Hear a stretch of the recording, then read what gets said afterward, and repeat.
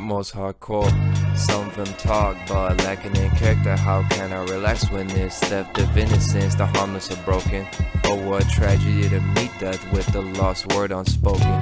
Hide it behind the foundations. Charity constructed house of euthanasia. Architects of house of cards remain hidden behind one noble cause. Extravagant facade masquerading as God. I don't buy it at all. I like the real thing raw. I tell the whole veil off. The lights on or off. I get mine either way. The stellar man in effect. I'll leave you free and breathless like true psychedelic acceptance. Worldview becomes transcendent. This midnight smoke is so high octane, paralyzing the presence. Hello and welcome to This Week in Tyranny. I am your host, Conrad Rogas. Welcome to the most hardcore news show on earth. Let's get started. It's episode 38.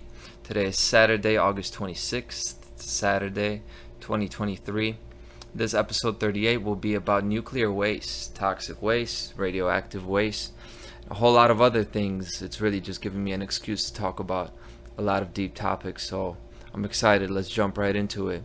This Thursday, August 24th, the Japanese government began releasing the radioactive waste from the Fukushima disaster that happened after the 2011 earthquake and tsunami, which caused a meltdown in the Japan Fukushima Daiichi nuclear power plant.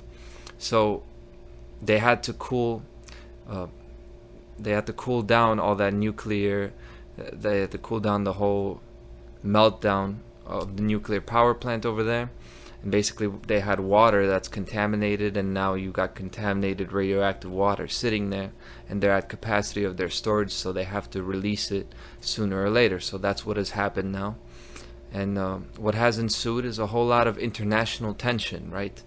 What we've had happen is China has actually banned Japanese seafood, as to say that it's radioactive. There's a lot of debates going on about, is it radioactive, is it toxic, is it not? Of course, these political and international games, what they demonstrate is actually how silly, childish, and short-sighted the consciousness of humanity is, right? So I'll be talking about that. I'm not really going to get into all the super minutiae specifics of this because it's actually not important in that sense. In that sense, the story is not that significant because when this meltdown happened in 2011, they actually released some of the most radioactive water right away. They had to, right? It was an emergency situation. But now that they've chosen to do it, there's a plan in place, of course. It's a globally public thing going on. Well, there's a lot of talking now and back and forth and bickering about it. So I'll explore that. But really, it's only for the purpose of talking about some really deep things that are significant, right? And I will get into the other things going on in the world.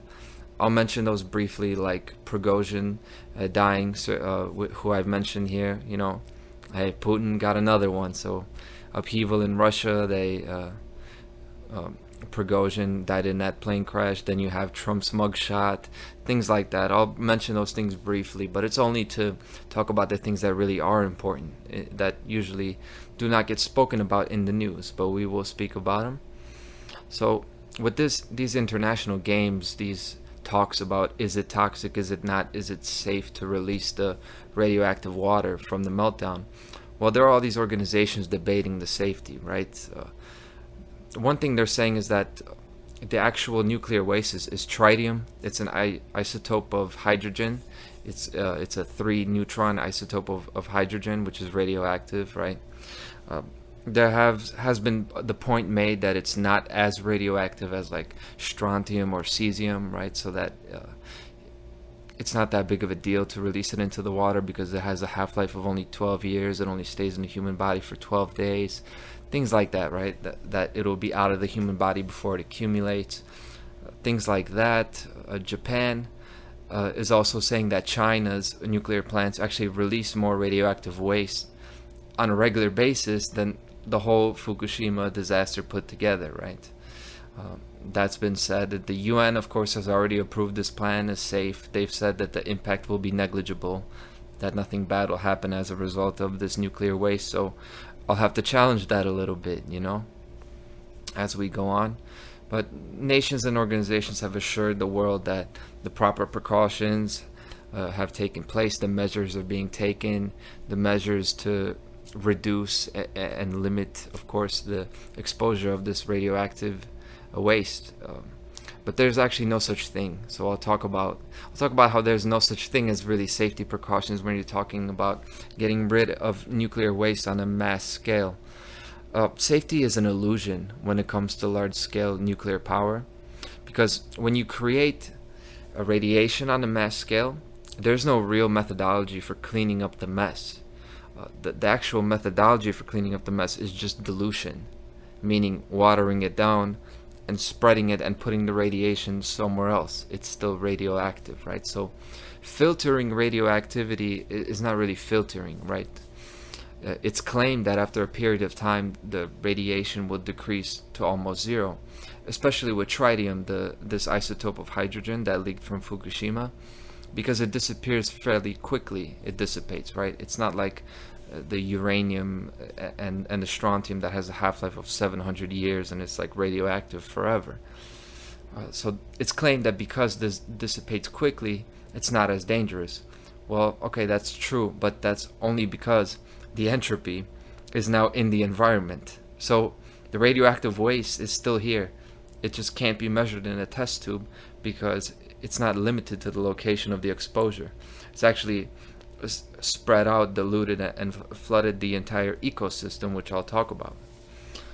Dilution and diffusion is the name of the game when it comes to nuclear waste and nuclear safety. But you still have the transmuted elements that were not there before in the Earth, right? So radioactive particles do not leave the Earth magically and evaporate into space. Actually, they settle into a layer in the upper atmosphere. And for our intents and purposes, the Earth is a closed system. So the stuff that goes up into the atmosphere and settles there, it never really goes away. When it rains, this kind of stuff comes down. It doesn't just...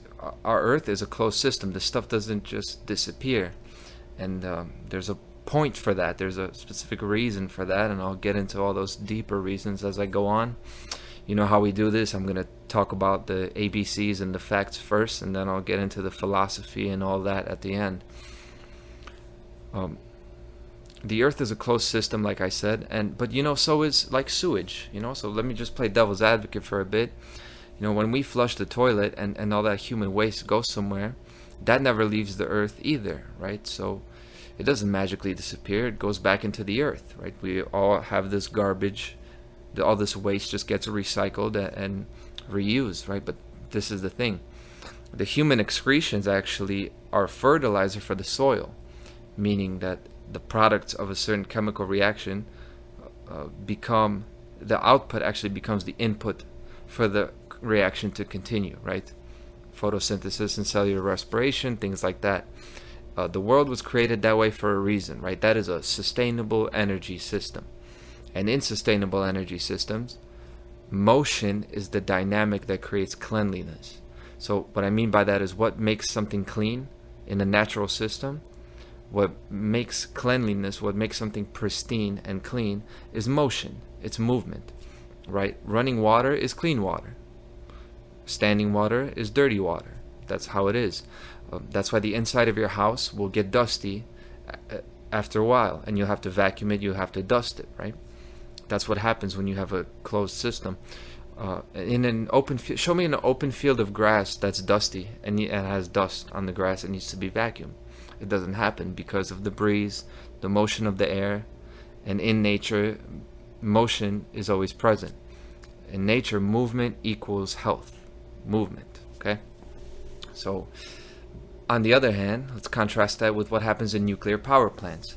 You got gigantic tanks of standing water that contains huge amounts of heat that was not there before. First of all, the heat that comes from nuclear power. It was not there in nature before because that energy did exist in the universe, but it was stored within the bonds of the nucleus of the atom that was split. And that storage continues to storing all that heat, storing all that waste, until it could no longer be physically contained.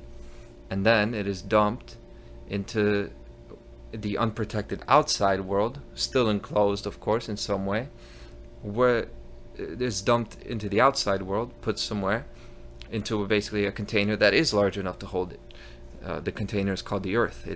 The Earth is large enough to contain all of our waste, but that's a classic poetic example of how humans deal with their problems. That's exactly what we do. We just bury it down. We close our problems away. We don't really have a solution for them. We just dump them somewhere else where we don't have to look at it. That's us.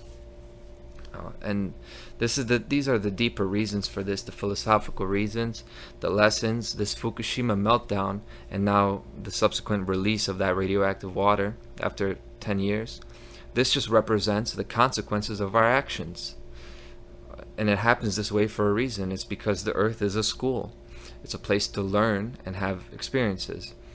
And our behaviors, just like the ecosystem, our behaviors and the results of those behaviors are also a closed system, like the ecosystem. That means when you steal from somebody on Earth and they never saw it and they'll never see you again, you may think that you got away with it, right? Like it evaporated into space, like the results of those actions are gone, but that's not the case. Someone still got their property stolen when theft occurred, and it's the same with pollution and radiation. Why is this such a wrong thing to split atoms? Well, atoms are not supposed to be split. Atoms are actually individuals. Each atom contains the essence of the whole world, the whole Earth, within it. That's why the Earth spins, just like an atom. It spins around the sun, and the sun is the nucleus of the atom that is the solar system. And that solar system has orbits, just like an atom has orbitals of all the electrons orbiting it. You have your nucleus, which is the sun, right? And the whole thing is the atom. The Earth is the same way. From our perspective, the sun and the moon are orbiting us, right? That's why it appears this way, because the universe is fractal, and the base reference system of it all is an atom. And each atom is actually a family. I said it's an individual, and it is, because a family, not like a family as in a household, but the family within the individual, within each person. So each person has a family in them. We have the masculine, the feminine, and we have the divine child. I'll get to that hopefully. We can divide atoms, yes, but the atom is really the individual. Individual means cannot be divided. It's individual. And it's the smallest unit that contains the elements that make up a functioning whole. The family is the unit that contains everything that the world needs, that the species needs to survive. You need a man, you need a woman, and you need, of course, the child, the glue that holds them together, and ultimately the life that will continue the system. Within the family, you have everything you need to keep life going and to proliferate nature and to advance the world. And it's not a collective. That's why this is just a lesson about individuality and the human spirit. Human individuality. You don't need a community. You don't need a government. You just need the family. As long as the family is together, then the work can be completed. But not to get too deeply outside of myself. Also, I just want to highlight that the family is not necessarily the individual. Each person is an individual, and we have that family in us. So I'll go over that real quick. In this community of like natural law truth tellers, to my knowledge, I'm the only one that has explained it this way, but this is in my second presentation I ever made. It's called Human Nature, Transcending the Nature versus Nurture Debate. I put forward the atomic model for human consciousness. It's an adaptation of the trivium and, of course, the triune complex, the template of the three of the Trinity as a representation of the human consciousness. So what I mean by that is you got your proton, which is your mental essence. Your proton is like your upbringing, your ideas and such, right? Your neutron that is bonded to the proton within the nucleus is your physical essence, meaning your body, your biological factors, your that's why I say nature versus nurture. I talk about, well, is it nature or nurture that determines who you are? Of course, it's both, and it's more than even those. You got nurture, which is your proton, that is who you are, your essence. But you also have the nature, you also have the body that you have, the biological characteristics that you inherit, and even the programming, environmental programming that you still inherit. That is your physical essence. That's contained in the nucleus of who you are. And then you also have the electron within the atom. And the electron represents free will, or your spiritual essence. It's what you will do, what you choose to do. That's the electron that's not in the nucleus. It's invisible, it's outside of that. But ultimately, it balances actually the positive energy of the nucleus has to be balanced by the negative energy of an electron for an atom to be stable. Otherwise, it's an ion, it's not an atom. So, but we can argue over words with that, but that is the mind, body, and soul, the trivium. That is the thoughts, emotions, and actions, and that is the Father, the Mother, and the Child, the true Holy Trinity, right?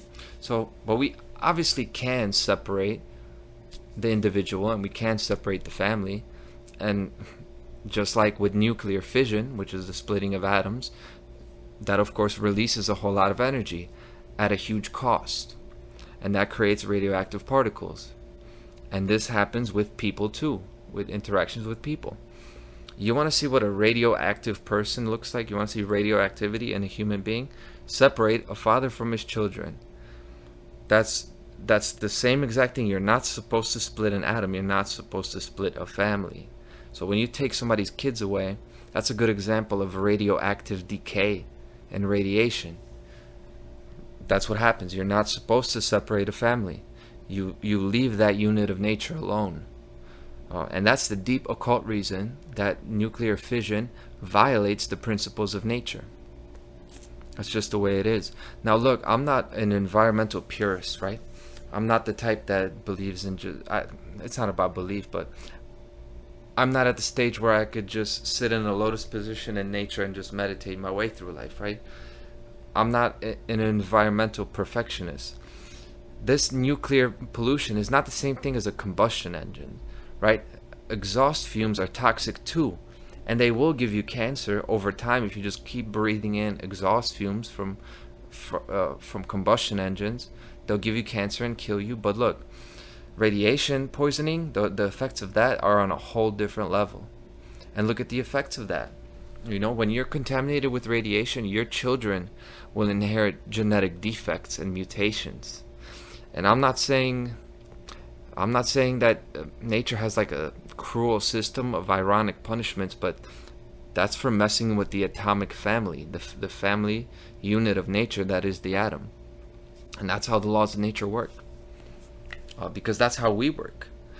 Us human beings, we will always suffer back. We will go full circle to the place where the original violation occurred, right? So the original transgressions that we commit, we will suffer in that same spot, right? So that's why when we are exposed to radiation, we may survive that initial blast or exposure, but then we will have kids and they will suffer. They will have genetic defects and mutations, and the reason for that is because we broke up the family. We already broke up the family unit that gets passed down in the DNA to then continue that lineage. That's how it actually works, right? But now I want to go into just how nuclear fission works. I didn't really do that, just so the viewers can know what nuclear power really is, how this works, right? So it actually, what they do is they take an atom and they excite the atom with a neutron, which usually it wouldn't happen in nature, but they force it to happen that way. The atom takes on another neutron, and that changes the mathematical identity principle of the atom. By the way, the periodic table, our chemistry, it's all just mathematics. If you have one proton, you got hydrogen. If you have something with 8 protons, you got oxygen. It's actually all a fractal equation in itself. So you add a neutron, you're changing the mathematics. You're changing like the DNA of nature, actually, of creation. So that's how it actually works to release all that energy, because when they hit the uranium with a neutron, it will split, and it'll split into barium and krypton. Because for the numbers to add up, nature will have to change the element, right, for it to add up. And then the barium and the krypton are created, and also a bunch of radiation, gamma radiation or beta radiation, and a whole lot of heat and energy, right? And that creates a chain reaction. So now the barium will be excited too with the neutrons that are released, and then another reaction occurs, and more heat and more radiation. And that's why this is so proliferous. That's why it creates so much energy. That's why we have nuclear power plants, because it's such a powerful way to create energy. But what this does is it forces nature to create something it didn't want to. And I do mean literally. And technically you can do this. You can technically force nature to give you something that nature did not want to give you. If you want to force a woman to give you her body, you could do it through your force and your will. And you'll get what you want, and that's called rape. And the consequences of a behavior like that, people don't even understand what they are. People don't understand the long-lasting implications of a behavior like that, right? And I contend that it's a similar idea with nuclear power. And that's why this kind of energy comes at such a high cost. Yeah, you'll get what you want. You could bend nature to your will, but you'll pay for it. Everything comes at a cost. So that's about a bit of the philosophy about it. But let's talk about government, because this is This Week in Tyranny. So we're going to talk about government overreach and all that. The nuclear power is government. This isn't a thing separate from government, because the people never agreed to go in the direction of nuclear power. It was a military technology from the start. We, the people, we never decided it was a good idea. This was decided by the psychopathic ruling class, the same people who are doing mRNA vaccines, the same people who are doing transhumanism, who are exploring weather modification, the same people who are exploring, EMF waves, 5G. That's who came up with this, right? These mad genius types, evil genius types. So that's our species. Our species is obsessed with toys, tools, and technology. Anything but principles and doing things the right way. But we love our toys. We love our cool gadgets, right? And that's what nuclear power is. It's incredible. It is. It takes your breath away that we can even do something like this. It is pretty incredible, but it's too high of a cost to be engaging in that, and this will take us further and further from any type of free energy. Free energy would be integrational, not so deductive to split atoms into different atoms. We're going to split the universe into a form where it's just entropy, and we're not around anymore. We'll actually we'll collapse the whole thing in this way. But that's why we have nuclear power and all these inventions that show that they outrank the capabilities of its operator, right? It's like us human beings, we're drivers of a car that has, a V12 twin turbo engine, 1,000 horsepower, but we don't know how to drive it. We're gonna crash. We won't even get out of first gear. And that this nuclear fission, this nuclear power that we are playing with is just like that. And there will be more tsunamis and more earthquakes and more accidents as we continue to do this, because we are not an advanced enough being to be mathematically transmuting atoms. Okay, this is clearly beyond our technology. Maybe we should figure out how the ancients built the pyramids and the megalithic structures, and then maybe we can say, okay, maybe we can explore some nuclear technology, right? I saw a U.S. government pamphlet that I'll go into now. I'm just making sure, monitoring my recordings.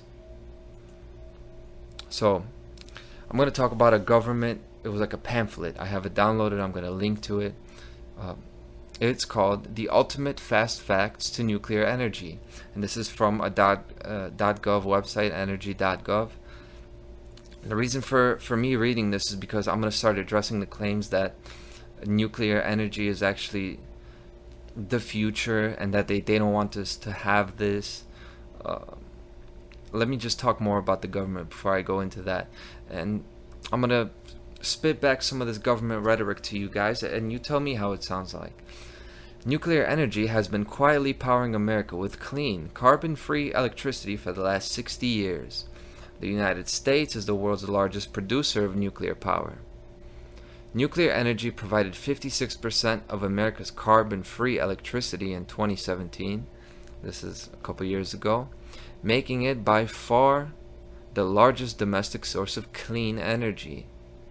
Also, further down, they say nuclear power plants do not emit greenhouse gases while generating electricity. Okay, I'm seeing a theme here, and of course, in big letters, nuclear is clean and sustainable. So, clearly, the rhetoric shows that they want to go towards this. And that's why, when you research nuclear, it's very hard for you to find information about how dirty it actually is. You're going to see clean, you're going to see sustainable, you're going to see carbon free, because this is a favorite of the federal government actually, and it's an even more airtight form of energy than the old school oil, hydrocarbon, fossil fuel paradigm. But I'll hold off on that just a bit. I'll give a bit of a background, and then I'll demolish that argument towards the end. The argument that nuclear is actually kind of being held down because of how good and clean and free of a technology it can be. So in the Chicagoland area, near the Chicagoland area where I live, there are 4 nuclear power stations nearby.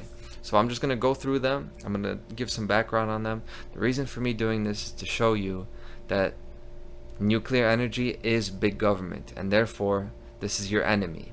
Okay? LaSalle County Nuclear Generation Center. It's owned and operated by Constellation Energy, which is, they just changed their name. That's basically ComEd, which is Commonwealth Edison, spin-off of, it's a successor of Thomas Edison's original, monopoly companies. The Constellation Energy is basically the electricity giant here in Illinois and in the surrounding areas. So Constellation Energy, the reactor is supplied by General Electric, GE. Not exactly mom and pop businesses, right? This is big energy. And the cooling source, because of course every nuclear reactor has to have a cooling source to dump all that heat into, right? Otherwise it would melt down. The cooling source for the LaSalle County nuclear power plant is the LaSalle Lake, and it's a 2,000-acre lake, which is also a popular fishery. LaSalle Lake State Fish and Wildlife Area that's managed by the Illinois Department of Natural Resources. I'm sure those fish are tasty and not polluted at all. On February 20th, 2006, at this area, at this nuclear power plant, a site area emergency was declared at the plant at 12:28 a.m. This was the first such emergency declared at a U.S. nuclear plant since 1991. The emergency ended at 4:27 a.m. with no damage or release of radioactivity. That's pretty good. 4 hours emergency where the plant was running at 6% of capacity and no radioactivity. But my question is, how would we know if there was? Because think about what the people of Chicago that live here would say if there was a panic about radiation leaking from one of these power plants. Now keep in mind, this is the federal government is in charge of anything nuclear. Nobody can just go and mine uranium and start throwing neutrons together, right? This is locked down, and look at the money involved. Constellation, General Electric. Do you think we would know about any kind of radiation that was released during a 4-hour site area emergency? The first such emergency since 1991. How would you know? Why would you expect that the federal government would tell you about dangers? Did the federal government tell you about the dangers of spraying DDT? No, Rachel Carson had to basically fight against the whole federal conglomerate of the media and all these different sorry excuses for human beings that were trying to demonize her and blacken her name. The federal government doesn't tell you about unsafe things in the environment. People have to fight to get that exposed. People have to fight to get them to admit these things, and even then they don't admit them. So let's go on to the next power plant. You got the Dresden Generating Station. By the way, is the first privately financed nuclear power plant built in the United States. That's Dresden. It's just southwest of here. It's owned and operated by Constellation Energy. And the reactor is supplied by General Electric. Again, same two big power players. Its cooling source is the Kankakee River, which eventually flows into the Illinois River. The Kankakee River, I drove past this once. I used to have a job where I was delivering furniture and just basically doing deliveries to different suburbs in the Chicago area. And I drove over the Kankakee River, and you could see when you drive past this, there is steam coming up. It's like all fog. It's steam coming up from this entire river and lake. And you could feel the lack of life in the air as you drive through it. And it was remarkable. It was like one of the most amazing things. I didn't even know there was a nuclear power plant there. I asked the driver that I was working with, and he told me about it. I was just like, it was quite an impactful sight on me. That's from Dresden, and that's immediately northeast of the Morris operation. And the Morris operation is the only de facto high-level radioactive waste storage site in the United States.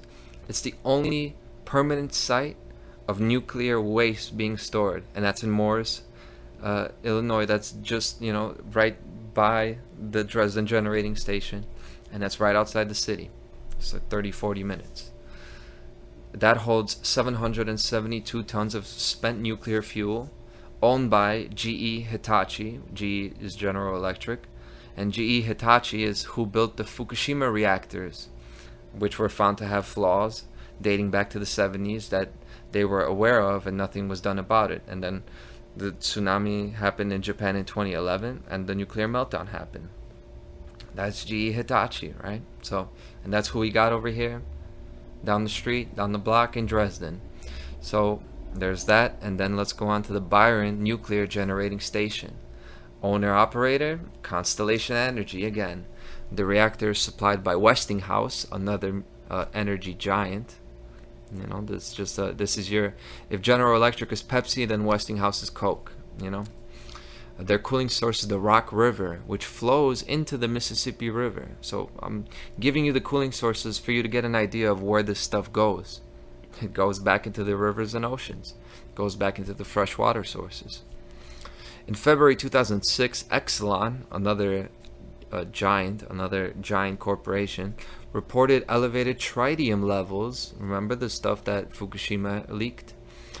Elevated tritium levels in the groundwater beneath the site.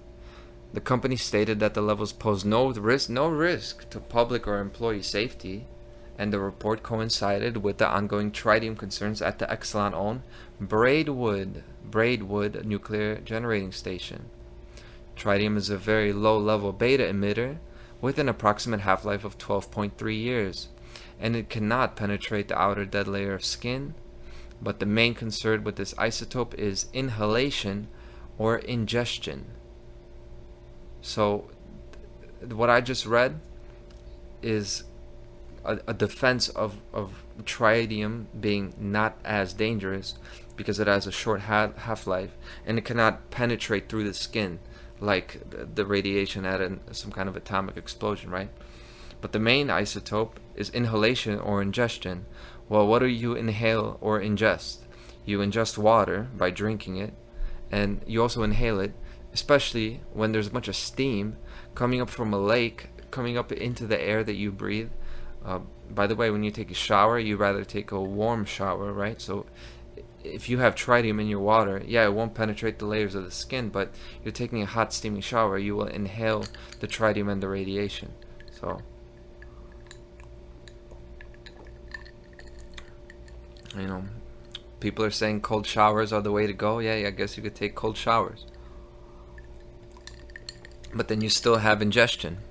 You still have the water. A 10-minute shower is something like 5 gallons of water that you will absorb. It's like drinking 5 or 2 gallons of water in a 10-minute shower.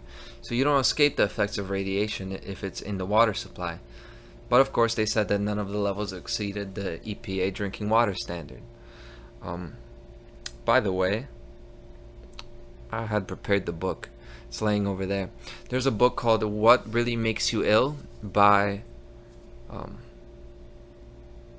Dawn Lester and David Parker. I hope I didn't mismatch their first and last names, but I'll link to that. And in that book, among other books, you can read about how all of the federal government standards that they have, their standards for something being safe and being not being a risk to the public, how they're completely arbitrary, and some of these standards are so high that just because the EPA standard for pollution or radiation in the water is not exceeded does not mean that it's not totally toxic and deadly even. And these standards change all the time and nothing's ever said about it. So I'll make sure to link to that book. Let's move on to the last one. The fourth one is the Braidwood Nuclear Generating Station, the largest nuclear plant in the state. Who's it owned by and operated by? Of course, Constellation Energy. And who's the reactor supplied by? Well, Westinghouse, of course. Same big players. Now, what's their cooling source? It's the Braidwood Lake, which is an artificial lake whose levels are maintained by periodically pumping water from the nearby Kankakee River. So they pump the water that's already got the heat pollution from the Dresden generating station, right? And then they take that, and then they use that to cool their to cool their nuclear energy production. So you've got already contaminated water, and then of course it's steaming, right? So where's the steam going? Where's this going? Well, it's going into the air, and then the air blows from the west or whichever direction it goes. It will just blow somewhere else to be ingested and inhaled, and it's got a half-life of 12 years. So I don't know how long do you think air can travel through wind in 12 years? Twice, 3 times around the world? I don't know, but the point is, this stuff doesn't go anywhere, right? The stuff stays in the ecosystem that is the earth. Now, Exelon was sued by residents of Will County by the state's attorney. In 2006, the lawsuit alleges that the Braidwood plant released radioactive tritium into local water in violation of its permit. However, the U.S. NRC, which is the Nuclear Regulatory Commission, which is essentially the federal government, they said that response was based on emotion and not risk. So now the federal government wants to look down on emotion and saying it's not risk. But when it came to the Patriot Act after 9/11, there was a whole lot of acting on emotion, despite there being no risk, right? So, of course, playing both sides, the government as it does, and they have gone on record to state that the tritium release did not jeopardize human health or safety in any manner. But does that mean anything coming from the federal government? No. The federal government is full of garbage and trash, as I continue to say. So, I think that is a good overview of the issue, and I hope that the viewers really got a lot out of that. I hope you guys got a lot out of that, because it is another one of these things that are not talked about so much. But I got a bonus. I said I'd leave it towards the end. Let me address the claim that nuclear power is not actually toxic, because I've heard this claim now. This has been brought to my attention, and the reason that this claim states that the reason it's being suppressed is because the ruling classes actually want to suppress this clean and sustainable form of energy that is nuclear fission and nuclear power. Okay, so the theory is that this stuff is actually the future, and this stuff could actually give us cheap, clean, and free energy, and that we don't have to be dependent on these big energy conglomerates and corporations for our power. So let me just trash that whole concept real quick. As I've demonstrated, nuclear energy is big energy. It has always been government controlled. Anything nuclear will always be government military technology. That is the history of it. In large part due to Hiroshima and Nagasaki. That's what the fear is there for. There is a lot of fear, and this is used to back up this theory that, hey, look at all the fear mongering around nuclear power. Look at all the fear programming, and look at how they made such a big deal about Hiroshima and Nagasaki. Even though there are some inconsistencies, there are some interesting things about the actual effects of Hiroshima and Nagasaki, and to what extent there was nuclear radiation released there. But see, the fear around nuclear actually helps the federal government and the military, because it forces the level of control over it to be so airtight and lockstep.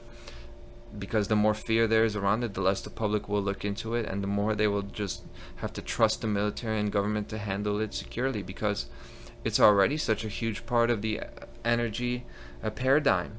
So nuclear isn't something that they're trying to suppress so that it doesn't get entangled into and integrated into our daily life. It is in our daily life.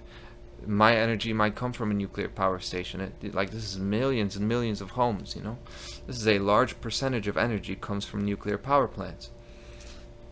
But so the fear is not stopping nuclear power from becoming a big player. The fear is that so that people don't take an interest in it, and so that other individual entrepreneurs will not undertake any type of business enterprise in the nuclear sector. Because the way it is now, the tighter that regulations ever are, the tighter that control is, the more monopoly friendly that any kind of market is, any kind of business venture is. The more regulations, the higher the standards. The more government eyes and regulatory agencies there are, the more so that only the big players can play along. That's why during the COVID lockdowns, all the small businesses shut down, because the only people that could afford to have people staying at home and losing money to do all these unnecessary and over-the-top checks and all these types of demands, only the big players could basically hang in the kitchen with the heat turned up. Okay, so that's what fear does. It ensures that only government and big energy can deal with it. And I've explored the Reddit forums, and there's a large nuclear power community on Reddit, and I've just noticed with them, after a quick look, I don't want to really trash them too much because I don't know them that well, but I've seen that these pro-nuclear people are just very naive when it comes to the world at large and what the worldview is. And I don't mean to belittle anybody, but you guys just do not perceive the real enemy, not of a country, not of a race of people. I'm talking about the enemy of humanity itself, right? In closing, spent nuclear waste inside tanks of like 10 cubic feet of water, wouldn't be 10 cubic feet of water, it would be 1,000, but encasing that in concrete and putting it underground, that's the same idea as repressing a traumatic memory. It's like a childish mode of action. You're going to take something, you're going to build a big structure around it, you're going to build a defense mechanism around it, and you're going to bury it deep underground where nobody will ever touch it again. And that's supposed to be advanced technology, right? No, this is barbarian technology, actually. It's a caveman who discovered a sword. That's all it is. And the quantum experiments and the double slit experiments have already shown how particles can move through physical barriers that are supposed to, scientifically, they should not be able to move past those barriers, right? The double slit experiment where they send the particle and it makes an interference pattern on the other side of a physical barrier. Concrete is not some magical barrier that in a quantum way will separate us from the time-space continuum will shift so that, and the concrete will magically separate us from the byproducts of splitting atoms and the radioactive effects that come from that. These things will melt through the concrete, and how will you measure that it doesn't? People are making all these claims about how clean it is, and the test said this and the test said that. Guys, this is the federal government doing these tests, right? So come on, and look at all the money that's involved. So really, you guys are playing with fire with this stuff, and you guys are really defending someone you do not know. And as I have said this already, the fact that there is a fear campaign, because there is a fear thing going on with nuclear energy. There's fear mongering around nuclear energy. People are still saying that Putin's going to drop the bomb tomorrow, and China's going to drop the nuclear bomb, and we're all going to have a nuclear meltdown in Y2K, and all that stuff is bullshit. I know. But does that mean that nuclear energy, just because there is some kind of a fear campaign against it, does that mean that nuclear energy is pure and holy? The answer is no. Right? The fear allows government and the energy cartel to maintain a stranglehold on it, as I've said. And it's been brought to my attention that the classic vintage U.S. military tests, like in the desert with the house blowing down, the atom bomb test, it's been brought to my attention that that stuff is fake and staged. And I gotta admit, they do look pretty fake to me after seeing this again, right? And of course, so does the moon landing. But the moon landing being faked does not prove that the Earth is flat. This is the disconnect. You know, controlled opposition does not mean that just because something is opposed that it represents complete truth. A great example of that is Vladimir Putin. All the time he's saying, hey, the West is culturally cannibalizing itself. It's cannibalizing its culture. It's doing this and that, cultural Marxism. That does not mean that Russia is trying to free the world right now, as some idiots think. They think, that Russia is trying to free the world from cultural Marxism. Russia. That's like Adolf Hitler. Before the invasions, he was saying the Jewish bankers control international politics, right? International policy. That's true. Does that prove that he was a good guy? Was he a good person? Clearly not, right? So the opposition to nuclear energy is controlled opposition. And unfortunately, many of you nuclear guys, nuclear enthusiasts, are not three-dimensional thinkers, so you don't see this. A three-dimensional thinker looks at this and would be able to look at the energy, the history of nuclear energy, the consciousness level of the people involved in it, right? And they would be able to see now the current rhetoric around carbon emissions and green energy and environmentalism and all that, and see that this is clearly going hand in hand with the future that the control system wants. And after all, what's more green than nuclear? Basically no physical pollution at all, nothing dirty about it, because the pollution is invisible and a lot more costly actually, and a lot more costly and deadly in the sense that we can't actually see it. We'll see it in 50 years when we get cancer. And is there more cancer? Is there more cancer and more heart disease these days, or no? I don't know, you guys tell me, So all these nuclear enthusiasts who are saying that this is a conspiracy theory and nuclear is actually the future, this is kind of just like looking at Trump's mugshot and looking at him as a martyr. He's not our guy, guys. What's the point of, I told you I talk about Prigozhin, right? Well, Putin just killed him, right? They shot down his plane. Well, what's the point of looking at him as like a martyr and looking at the Ukraine war and getting invested in all these control oppositions? Guys, that's not our enemy. The enemy is the vacuum that consumes human individuality and turns it into collectivism. That's the enemy. These people, Trump, Biden, Putin, Prigozhin, these are all shells. They're vacuums. They don't have the human spirit, the human individuality in them anymore. We get so worked up about the narratives and viewpoints presented by the media, who are all shells too. These are shells of human beings. And we get so invested in that, when in fact, we have something that they don't. A living soul and spirit. But with that living soul and spirit, what are we doing with it? If we don't start living, if we don't start really using our voice, if we don't start doing what is right, then we ourselves are going to become radioactive. And that's my message. And that's all I'll say. Thank you very much for viewing the video, and I'll see you next week on This Week in Tears.